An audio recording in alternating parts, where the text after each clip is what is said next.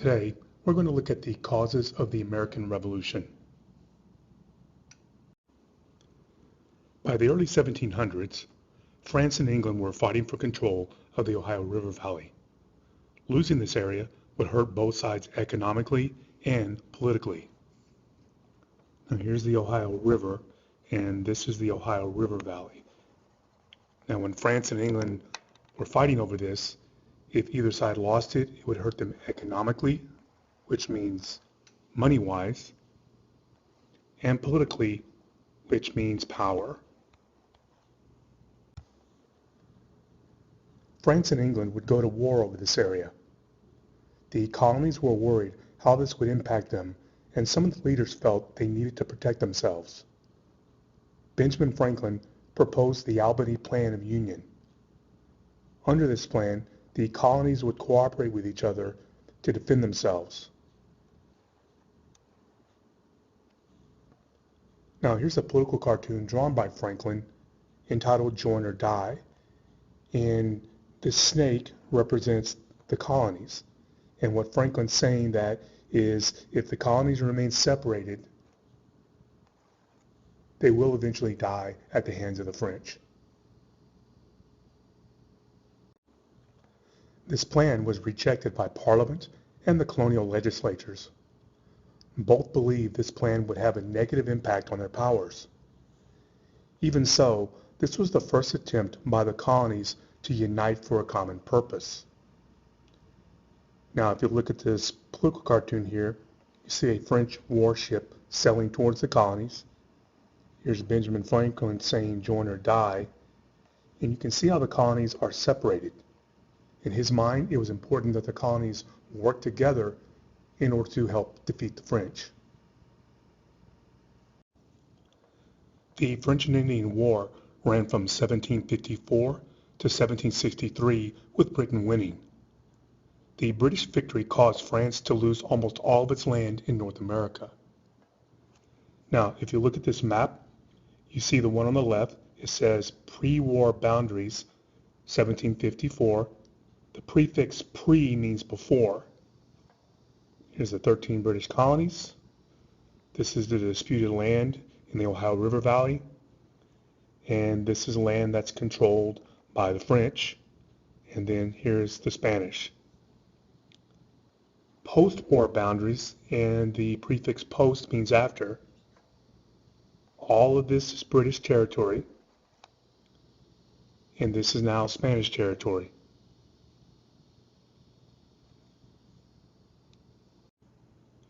In order to keep the colonists out of Indian territory after the French and Indian War, King George III issued the Proclamation of 1763. It stated that colonists could not go west of the Appalachian Mountains. This was done to prevent conflict with the Indians, and this angered the colonists. Here's the proclamation line that runs roughly along the Appalachian Mountains. This is Indian Reserve. What he was trying to do was prevent the colonists from going west of the Appalachians and having conflict with the Indians. The French and Indian War was very expensive and caused Great Britain to go deep into debt. They decided to have the colonists help pay off this debt. In order to do this, they began to tax the colonies. The word debt means you owe money. Having to pay taxes angered the colonists because they were not represented in Parliament. They believed it was wrong to have to pay taxes yet not have a say in it. From this belief, this phrase becomes very important in the colonies. No taxation without representation. And if you look at this cartoon, you see how the colonies felt. Here are the colonies, and Great Britain is basically shaking them down for money, and the colonies are asking Great Britain, don't we get a say in this? And in this case, they did not. The problem that England had was that for a number of years, they had practiced a policy of salutary neglect towards the colonies. Britain had left the colonies alone while protecting them at the same time. Because of this, the colonies began to prosper economically and politically by establishing their own governments. Now, this picture here will give you a good explanation of salutary neglect. Here's a British official, and he's telling the colonists, "Meh, do whatever you want." That is salutary neglect.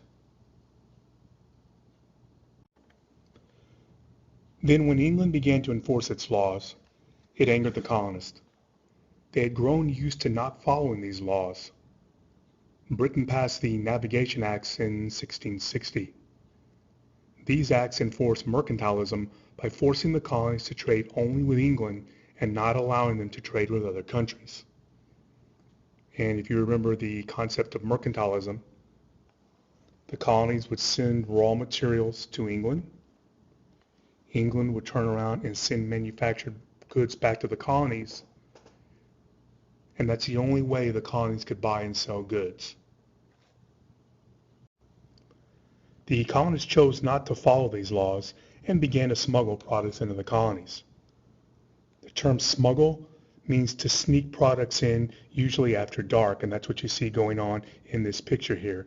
These guys brought these products in the cover of darkness, and now they're very silently sneaking them into the colonies and not paying the taxes on them.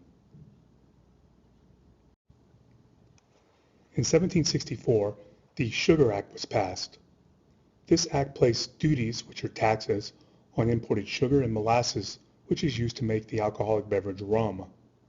The colonists began to smuggle these products into the colonies. So sugar was taxed, and rum was taxed. And in order not to pay these taxes, the colonists smuggled these products into the colonies.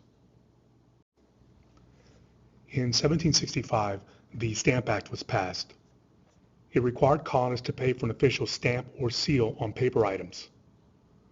Colonists refused to buy the stamps or just ignored the law. Again, they were used to not following British laws.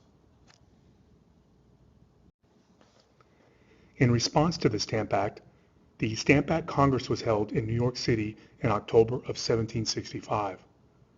This was a meeting consisting of representatives from some of the colonies. It was the first gathering of elected representatives from several of the American colonies to devise a unified protest against new British taxation. So representatives from the colonies all met to decide what to do. It was decided at this Congress to begin to boycott British products. A boycott is a refusal to buy goods from a country until changes in policy are made. Boycotting products are meant to hurt a country's businesses. In this case, it hurt many British businesses enough that they began to complain to the British government about losing money. So a boycott is when the colonists didn't buy British products. Because of this economic pressure, Britain repealed, which means did away with, the Stamp Act the following year, which is 1766. Parliament was upset with the colonists' behavior, which caused the act to be repealed. The colonists were happy with this act being repealed. Now, here's a colonial political cartoon called The Stamp Act Funeral. And in this particular picture, the colonists are making fun of the British burying the Stamp Act. And what is very interesting in this picture, you can see how the colonists actually felt about the Stamp Act. Right after the repeal of the Stamp Act, the Declaratory Act was passed in 1766. This act stated Parliament made the laws, not the colonists, and its authority was the same in America as it was in Britain. It also stated that Parliament had the right to tax the colonists. Here's a picture of Parliament, which is the English lawmaking body, and they're basically telling the colonies, you must do as we say. In 1767, the Townshend Acts were passed. It placed duties on imported glass, lead, paint, paper, and tea. The purpose of the Townshend Acts was to raise revenue, which is money, in the colonies to pay the salaries of governors and judges so they would remain loyal to Great Britain. It also was to create a more effective means of enforcing compliance with trade regulations. So the British government would tax things, and the soldiers would enforce those taxes. The Townshend Acts were met with resistance in the colonies, causing the occupation of Boston by British troops beginning in 1768. This upset the colonists because they claimed it violated the guarantee of no standing army in the colonies. And here you see this picture of the British soldiers marching into the town of Boston. By 1770, the presence of British troops in the city of Boston led to a great deal of tension. On March 5, 1770, a street fight between a mob of angry colonists and British redcoats took place. Colonists threw snowballs, stones, and sticks at a squad of British soldiers, causing the fight. The British soldiers fired into the crowd, killing 5 colonists.